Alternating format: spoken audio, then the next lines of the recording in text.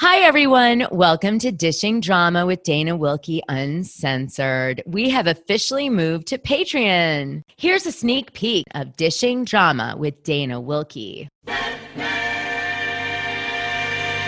So I was devastated like everybody else was when Matthew Perry died this last week, and added to that, compounded with being totally upset about it because, I watched Friends religiously like every week practically, for 10 years. I felt like I lost a friend, even though I know I didn't. I've never met Matthew Perry, but I really felt like I wanted to do a show and honor him in a way. I wanted to, first of all, discuss the posts that he made in the weeks leading up to his passing. A lot of people had theories about them and what they symbolized, and it was really important for me to understand what Matthew Perry meant by them, because I know he meant something in the way that he wrote them. And the fact that he passed shortly after them, it was like so important to me to get to the bottom of it. And I didn't want to just go off of what, the tabloids were reporting. So I decided to do a deep dive, and I did get to the bottom of what I think he was trying to say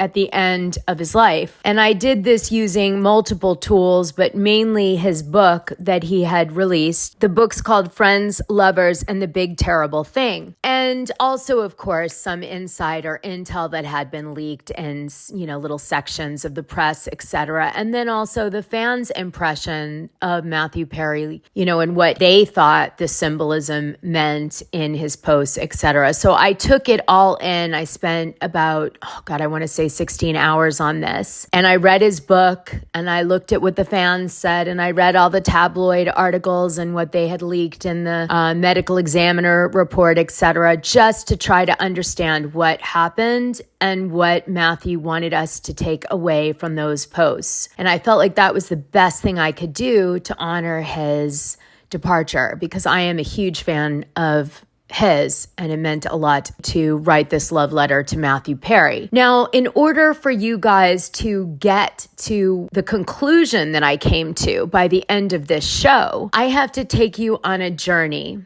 And first, we're going to start the journey in a very shallow way. And then I'm going to take you into the deeper layers of Matthew Perry as I peel away the onion. And by the end of this show, you are going to have a lot of information that is going to allow you to come to the conclusion as to what Matthew Perry meant for us to take away the last few weeks leading up to his passing, and perhaps from his passing even itself. Now, what's going to be weird about the way I do this show is that I'm going to take you down a bunch of different paths, and you're going to think I'm coming to a conclusion, but then I'm going to switch it up and backtrack out of those conclusions. That's intentional, because I want you guys to go through the process with me so you can get to the end result that I got to at the end. And in order for me to get to it, I had to do all this. So I'm going to do it for you, with you. But by the end, you're going to see that a lot of paths I introduce in the beginning of the show are going to steer you in a different direction later. And so I wanted to preface this so that at no point in this show should you quit because you think, oh, I'm going to say that's the reason, or that's what he was trying to say. Because I promise you, I will not tell you what Batman or Matman is until the end. And that is because I have to do it justice. And also, it's very existential. So join me for a 2-part rabbit hole. And it is going to be 2 parts, but you're going to love the ending. It's going to be something that's going to blow your mind. And it's going to give you so much peace in regards to Matthew Perry's passing. All right, let's get started. Come on, bitch, let's go.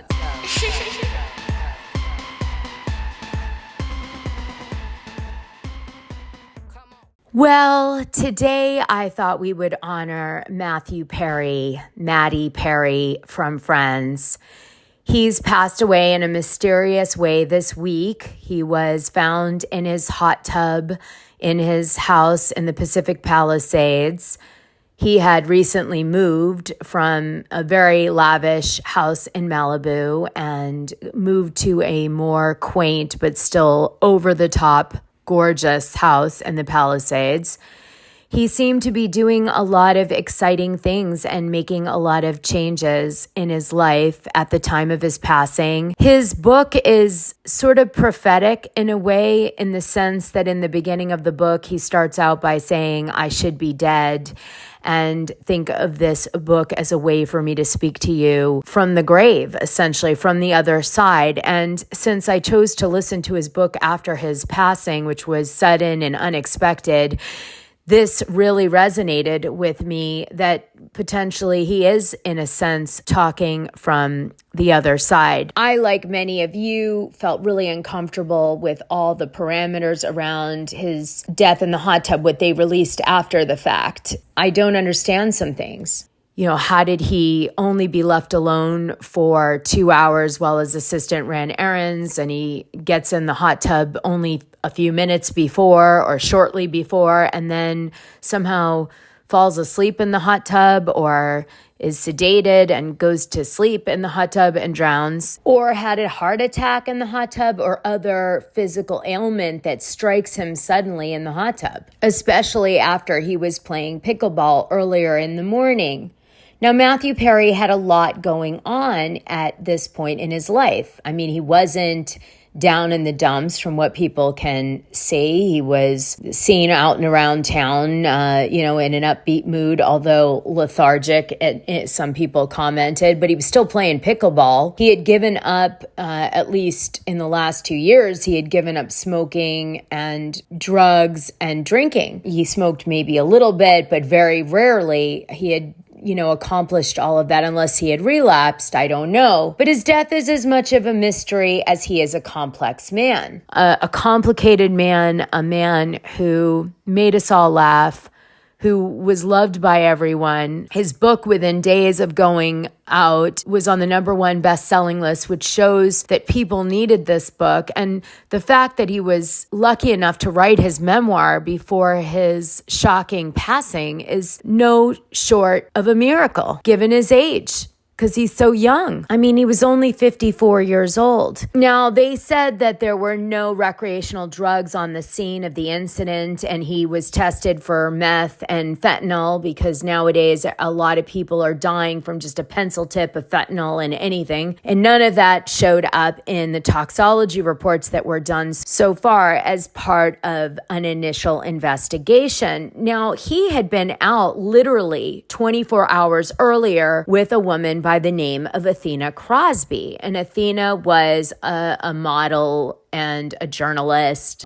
She was very young. She's like in her mid-20s. Gorgeous girl. They were at the Hotel Bel Air, which is a hotel that a lot of celebrities go to because it's kind of low-key, up off of Sunset there. So she was there, and she basically said that he was talking about losing weight, which may explain the weird post that he did with some kind of acorns or something. He does a video on his Instagram about 6 days before he's found in the hot tub. And it's so weird. He's got a hand of nuts, 3 nuts.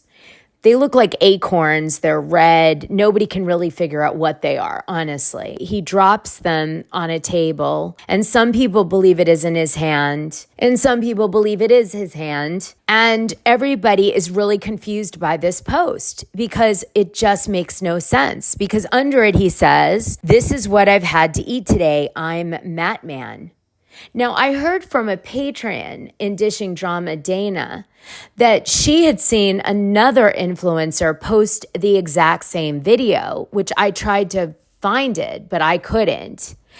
And so I'm wondering, is this some sort of diet trend? I don't know, sucking on these nuts. They don't even look edible. They look like acorns to me without the cap on. So I was just like, what is this? Like, is this some weird like LA fad to eat these nuts and they make you lose weight or something? Anyway, I don't want to get into the theories around this yet because it's a whole thing. But basically everybody's upset because they don't understand what happened. And there doesn't seem to be a lot of clues yet for us to go off of, right? We know he drowned, but we want to know what happened to Matt Perry, considering he was at lunch. And based on this lunch, he was in a great mood. He was talking about losing weight to Athena. He was talking about playing pickleball. That was his new sport that he loved. And in fact, he posted about it days before his death, again, with some sort of Batman shout out. And he called himself Matman in several of the posts. Now, I know that Matthew Perry identified with the character Batman from the comic book series, but it's very strange that the last few posts were all dedicated to Batman and Matman. And I thought maybe it had to do with an artist exhibit that was being done in Los Angeles, which, by the way, Brad Pitt official was promoting at the time. It was a table art book depicting Batman in modern society. It was a bunch of photography. Now, Brad Pitt official, to be clear, is Brad Pitt's sanctioned fan account for Instagram, because some old school A-list actors don't believe in having their own Instagram account because they don't want necessarily direct access to their fans. They want their fans to do it the old school way, which is an official sanctioned fan runs an account and they get permission to put things up or not. And they're given special stuff by the celebrity to put up, and it makes their account very popular, and some get paid and some don't. But anyway, so I thought maybe Matthew Perry had somehow been reached out by this artist and he was doing some sort of promotion but hadn't had a chance yet to finish it. But when I looked at the photos of Batman in this photography book, which was being promoted by Brad Pitt official around the same time that Matt's doing these posts, it had absolutely no overlap. There was not one photo that he posted that was in the book. There was no tie to it outside of the Batman theme. Now, Batman was a character that Matty had an association with, and he would often feel a kindred connection to the Batman character in comic books, like I feel maybe a kindred connection to Barbie. And so it was interesting that he was using his Matman. And I would say that that was something he probably did a lot. Like, you know, for us as like outsiders, it's like, why is he doing it? But probably insiders have some sort of feeling about him calling himself Matman. But anyway, so I don't know. Athena sees him. She's really shocked also, because she's like, he's in a really great mood. Everything is happy. So obviously she wasn't going to talk. Then she decided to. So that leads me to believe that she doesn't believe that he was in a negative way contemplating taking his life or doing something self-destructive, because that would be the only reason you would come out with seeing him if you weren't going to come out before. It's that everybody's theorizing that he was in a bad state of mind from the posts that he's making under the Matman moniker. The morning that Matthew Perry passes away, he's playing pickleball. So a lot of people like me immediately thought, because he's been taking prescription medicine, probably to deal with some of his health issues and maybe his addictions or whatever, I don't know, but that maybe he had taken a sedative of some sort and fallen asleep in the hot tub, or got cold and went in the water, because that happens a lot when you're taking drugs of any kind, whether they're recreational or sanctioned by a pharmaceutical company. So I was like, maybe he got cold, because sometimes that happens, and he got in the hot tub and then he fell asleep. But then I read that Matthew Perry had been playing pickleball hours before he was found in the hot tub. So he was doing a sports activity. That doesn't lead me to believe he's going to go home and take a sedative and then get in the hot tub. It's just weird. So now I'm thinking, okay, maybe that theory, although has happened to quite a lot of people, by the way, Whitney Houston, Jim Morrison, from The Doors, Bobby Christina Brown, Aaron Carter, and frankly, some people that are in their 20s that know friends of mine have taken a sedative and gone to sleep, a regular like sleeping medicine, and just fell asleep in the tub and then couldn't wake up and drowned. And I guess I want to say this to you guys because be careful. Do not take any medication ever and get in a tub. Or drugs. Don't get in the tub. So I was kind of confused about this. I'm like, Well, it makes sense that he could have taken a sedative and fell asleep in the tub. But then at the same time, you don't generally do that after you feel really good playing pickleball for a few hours. I mean, if you guys don't know, Matthew Perry was a tennis champion when he was young, when he was 13, 14, 15 years old. He almost could have done it professionally. That's how good he was at tennis. It's upsetting to me because obviously had he gone the route of tennis over comedy and the entertainment industry, he would have been an athlete and potentially maybe wouldn't have developed a taste for alcohol, because you have to know that he started drinking very young. He was about 14 years old, and he then got so bad that by the time he was 18 years old, he was drinking every single day. Now, I love Matthew Perry for another reason, which is Matthew Perry was born in Williamstown, Massachusetts, August 19th of 1969. So he is a masshole like me. I wasn't born in Massachusetts, but I was raised most of my childhood there. And so I love anybody born from Massachusetts.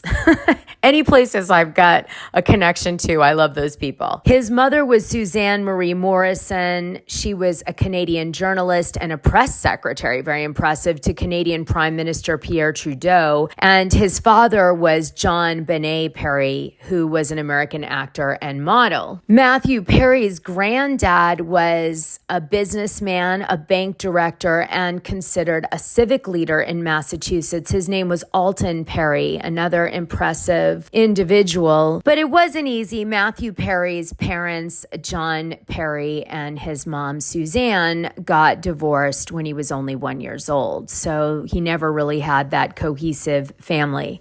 Then, of course, Suzanne, being obviously a very bright lady, she goes and marries Keith Morrison, who is an NBC News correspondent. He also, I think, did Dateline, as I've read Dateline in 2021. Matthew Perry lives with his mom most of his life in Canada until he gets older, and then he moves with his dad, Perry, which must have had a big influence on him because now he's living with his dad, who is an actor, versus his mom, who was a journalist. When he moves to his dad's area, it becomes very difficult to compete at a really high level for tennis because it's very competitive where he moves to in Ottawa and later in Los Angeles as well.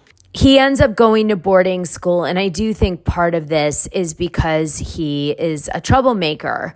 There are stories that when he was 10 years old, he was misbehaving, he stole money, smoked, and he wasn't focusing on his school. He even beat up Justin Trudeau, who, it's funny, wrote this really touching tribute to Matthew Perry. However, Justin Trudeau was beaten up by Matthew Perry, so I don't know why he was writing such a tribute, but whatever, it is what it is. I'm not suggesting he's chasing clout or anything. Or maybe I am.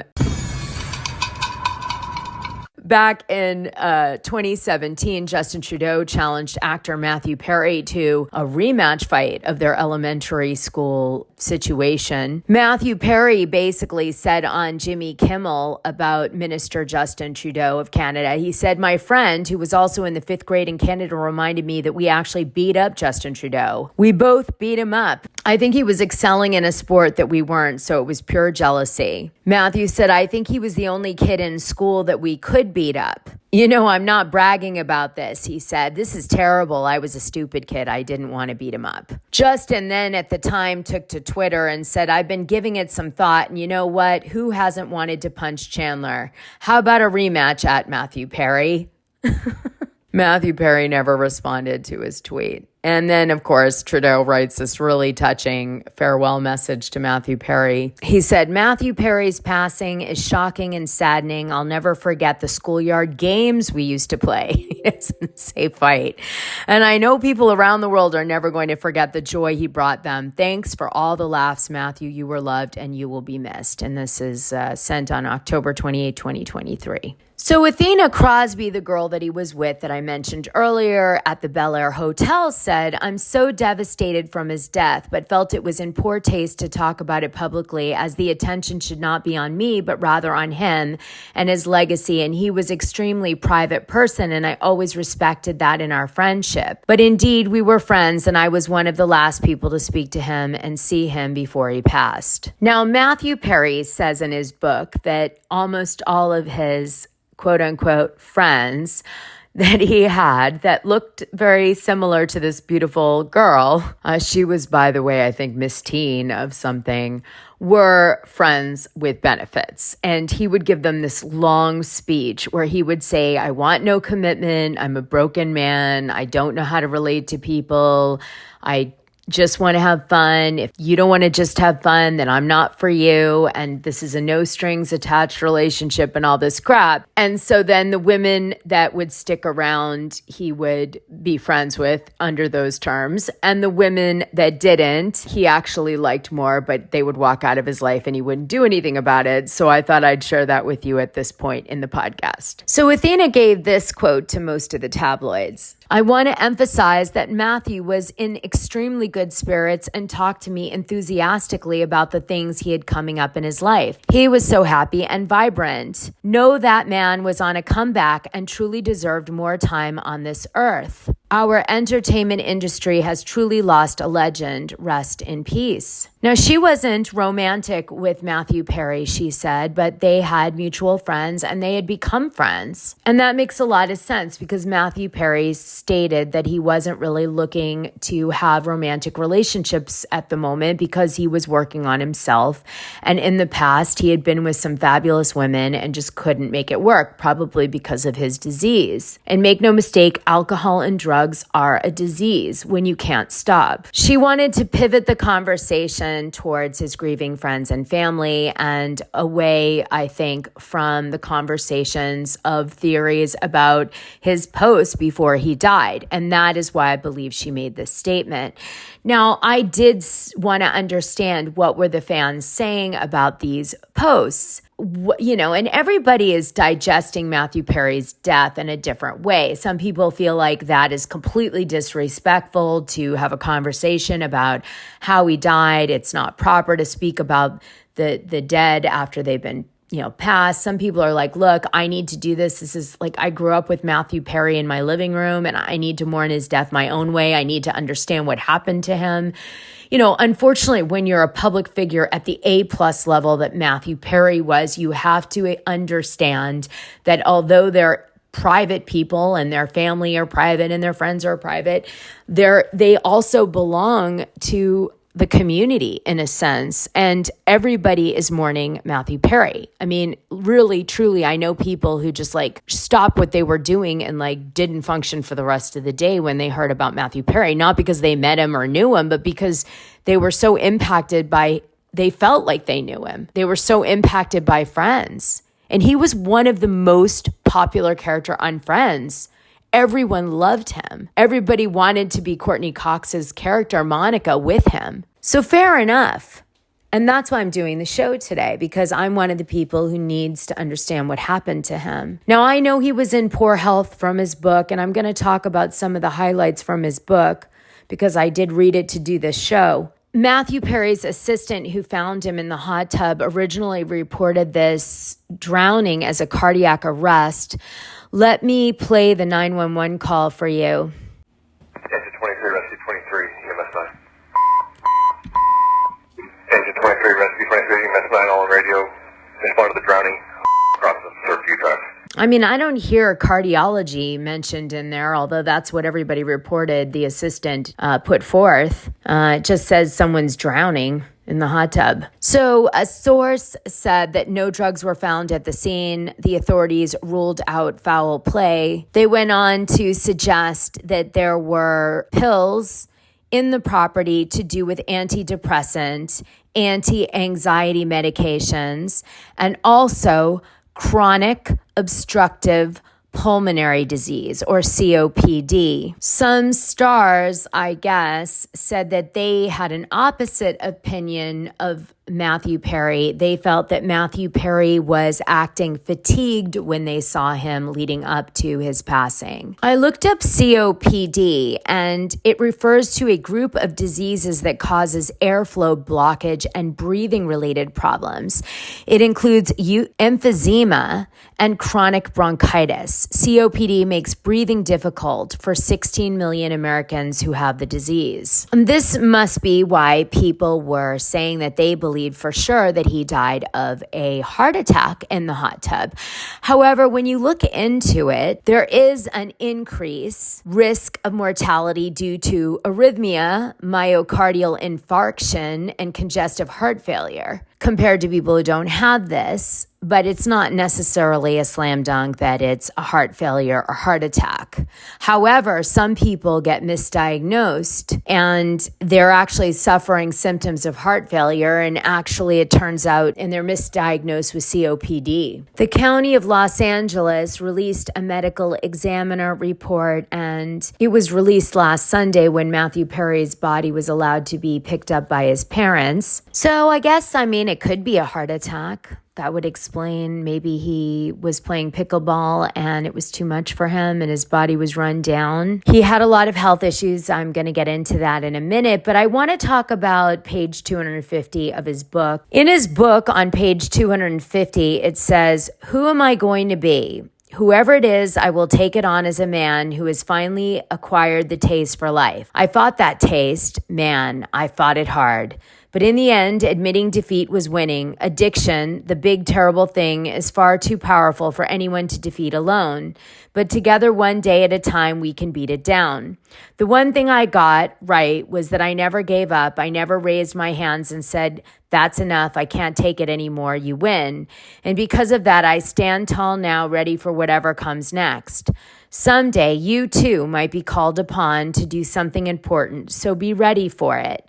And when whatever happens, just think, what would Batman do? And do that." So it would seem that Matthew Perry may not have been screaming for help, but maybe screaming that he was being called to do something, and he was letting everyone know that he was getting ready to answer the call. Now, this is the beginning of me starting to tell you what I think he was trying to tell us at the end of his life. But before we move on to the whole story, which is laid out in his book, I'm going to go through the conspiracy theories. All right, so basically, if you don't know what his posts were, I'm going to quickly tell you what they were, and then I'm going to tell you the symbolism people who believe in the cry for help theory think they mean. Okay, so let's do this. The first one is October 17th. We see a movie theater with projection on it, and it's Batman screens everywhere. We're obviously in Matthew Perry's media room, which is quite impressive in the Pacific Palisades, has multiple monitors with Batman on it, like he's watching Batman. And Matt says under this video, "No need to worry, everybody. I've got the streets tonight." Then on October 19th, we see a lit up Batman light in his yard somehow. I don't know how the hell he did it, but there is like a bunch of lights in the Batman shape. And it says, "Sleep well, everybody. I've got the city tonight. Matman." Then he writes WTF on October 21st. That's the caption. What the F?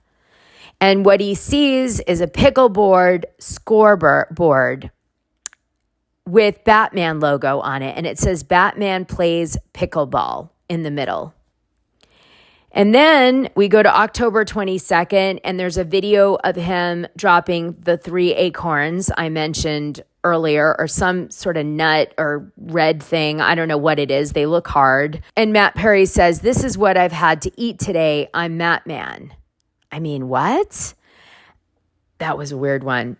And then there's on October 22nd, a pumpkin with the Batman logo cut out of the pumpkin with a light in it. And it says, Matt Perry says, "Do you know what I mean?" under the caption of the photo. Do you know what I mean? God, I wish I did, Matt. I wish I did. Then he says, October 22nd, under this caption of a video of the moon. The moon is like halfway full. And it says, "Do you understand what I'm trying to tell you?" So Matt Perry says, "Do you understand what I'm trying to tell you?" And then he goes, "I'm Matman." So like he's trying to tell us he's Matman. Batman. Then he does another one on October 23rd. He says, and this one's really creepy because this is his last post and he is in the hot tub that he dies in just a few days later. And it says, "Oh, so warm. The water swirling around makes you feel good." And then he adds a question mark to the end of it, not a period. So it's like a question, although it's kind of said like a statement. And he says, "I'm Matman." And that was really, really spooky. Because obviously, if I took a picture of myself, in a part of my yard, and then I die a few days later in the same part of the yard, that's going to set people off. They're going to be like, "That's really strange, Dana, that happened." So that's why, just to be fair, so many people were trying to figure out these cryptic, symbolic messages, all done right before he passes. And to be clear, he doesn't post cryptic messages before then. Okay, so this is not his normal posting, let's just say. And they're not funny, right? So some posts he's done were like funny. Like he had one where he showed a strawberry shake and he writes under it, "Are 50-year-olds supposed to be drinking strawberry quick at an alarming rate?" And that was funny because all of us from his generation, which I'm a part of, love the shout outs to nostalgia. And he's talking about strawberry quick, which was like a big part of our childhood. And it's like funny and it's like written funny. And I get it, but like what is happening at the end? So I can't say that the people who are speculating on the meaning of his cryptic posts at the end of his life are out of line, because it is weird and they care. They think, what if there was foul play? What if he was robbed and drowned? Even though, we're going to find out more about this, I guess, when the toxology report comes out. But, those come out months from now. And a lot of the time people will lose interest in them. And so,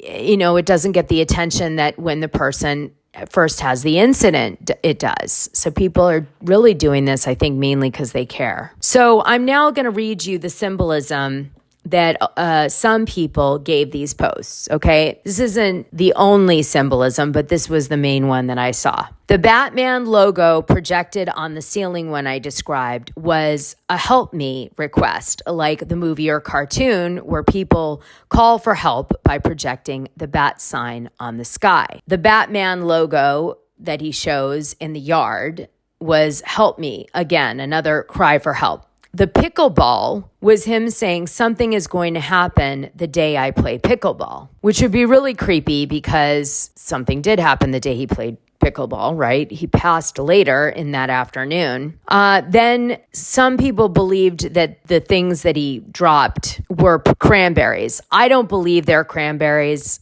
They don't look like cranberries to me. But the people that wanted to give it that symbolism said, "I will commit suicide by drowning myself like the Cranberries lead singer." That's a stretch, but okay.